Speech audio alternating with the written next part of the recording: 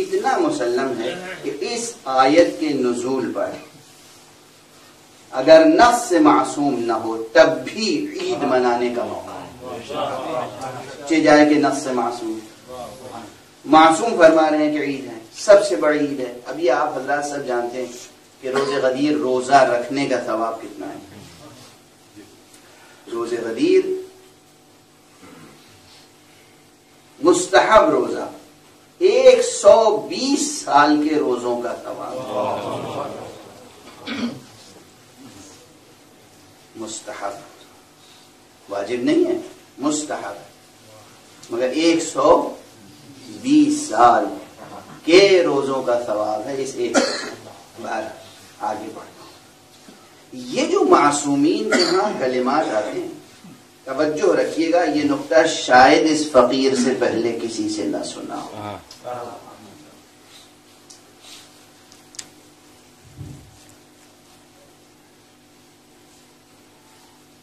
بہت سی روایتیں جن میں معصوم فرما دیتے ہیں کہ یہ عمل کرو، اتنی مدت کا ثواب ملے گا، مدت، وقت۔ روزہ غدیر روزہ رکھو، 120 سال کے روزوں کا ثواب ملے گا۔ توجہ رہے، میں کیا عرض کر رہا ہوں، گفتگو مربوط ہے، تسلسل ذہن میں رہے پہلے جملے سے۔ یا ایک اور روایت سنتے جائیے، روزہ غدیر بھی زیارت امام حسین علیہ السلام، شب غدیر بھی زیارت امام حسین مستحب، زیارت امیر المومنین بھی مستحب۔ روزہ غدیر معجزے ظاہر ہوتے ہیں قبر مبارک امیر المومنین سے، جس کی روایت اپنوں نے نہیں غیروں نے کی ہے۔ بہت مشہور مصنف ہے عربی زبان کا، جس کی کتاب دنیا کی اکثر بڑی زبانوں میں ٹرانسلیٹ ہو چکی ہے، سفرنامہ ابن بطوطہ۔ ابن بطوطہ 18 عید غدیر کو نجف اشرف میں موجود تھا، اور اس نے اپنی آنکھوں سے معجزے دیکھے، بیماروں کو صحت پاتے ہوئے دیکھا، معلولین کو صحت یاب ہوتے ہوئے دیکھا۔ یہ معمولی روز نہیں ہے، اور اگر کوئی قبر مطہر و مبارک کے نزدیک نہیں ہے تو مایوس ہونے کی ضرورت نہیں، جس طرح زمانہ اور وقت ان کا محکوم ہے، ان کے آگے نہ زمان کی حقیقت ہے نہ مکان کی حقیقت۔ یہ تھوڑی کہ علی وہاں ہے ہم سے بے خبر ہے، علی حاضر ہے، علی ناظر ہے، علی باخبر ہے۔ بڑی بحثیں کرتے ہیں لوگ، حاضر و ناظر ہیں کہ نہیں، حاضر و ناظر ہیں، حاضر و آپ غائب ہیں، وہ غائب ہیں، آپ غائب ہیں، وہ حاضر ہیں، وہ ناظر ہیں، وہ حاکم۔ اللہ جسے حاکم بنائے، اللہ کسی غائب کو حاکم نہیں بنا سکتا۔ نہ ان کے لیے زمان کوئی مسئلہ ہے، نہ ان کے لیے مکان کوئی مسئلہ۔ جہاں بھی ہیں آپ صدق دل سے دیکھیے، اس چیز سے رشتہ قائم کیجئے جو نہ زمانی ہے نہ مکانی ہے۔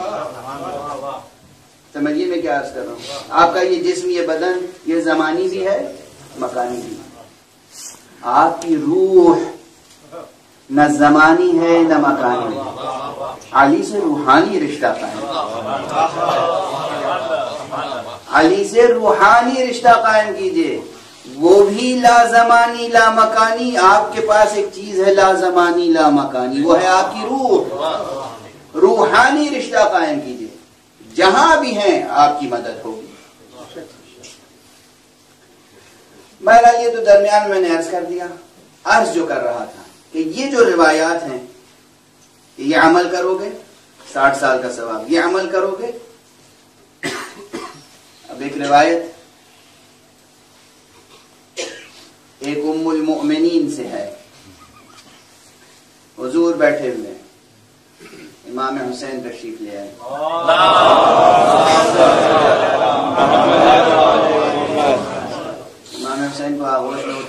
انتظار کیا، آنکھوں سے آنسو جاری ہوئے اور فرمایا، واقعات کربلا کی طرف اشارہ کیا اور فرمایا کہ اس کی زیارت کو جو جائے گا اسے اللہ میرے ساتھ حج کرنے کا ثواب عطا میرے ساتھ،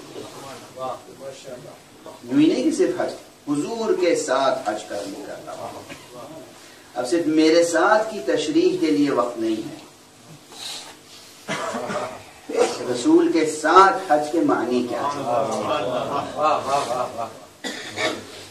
رسول کے ساتھ حج کے معنی یہ نہیں کہ رسول کے کارواں میں ہو،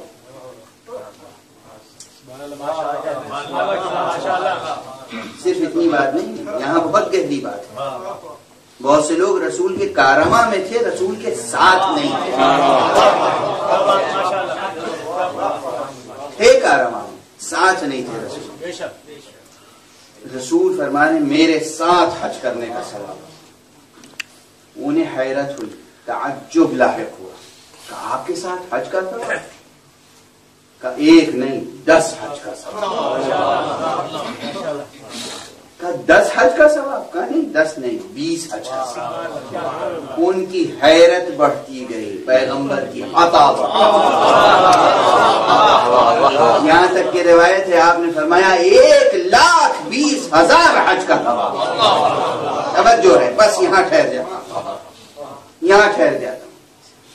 اس طرح کی جتنی روایتیں، یہ ثواب عطا کرنے کا حق صرف اسی کو ہو سکتا ہے وقت جس کا محکوم۔ صلوات پڑھ دیجیے محمد۔